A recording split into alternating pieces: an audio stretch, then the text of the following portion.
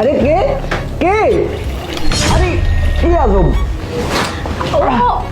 Sorry sorry sorry নয়ন তুমি, আমি তো ভাবছি আমার ফ্রেন্ড আশিক এর জন্য দুষ্টুমি করে এসে চোখ ধরছি। আমি সরি, বুঝতে পারিনি। আচ্ছা ঠিক আছে, কোনো ব্যাপার না, আসো খাবার খাও। না না ঠিক আছে, তুমি খাও। ও হ্যাঁ, আজকে তো আমাদের মিটিং, তাই না? এক কাজ করো, তুমি তাড়াতাড়ি খাবার খেয়ে মিটিংয়ের জন্য প্রস্তুত হয়ে যাও। আমি ওদিকে দেখি মিটিংয়ের কি অবস্থা। আচ্ছা ঠিক আছে। আচ্ছা ঠিক আছে, খাও, বাই। আচ্ছা বাই।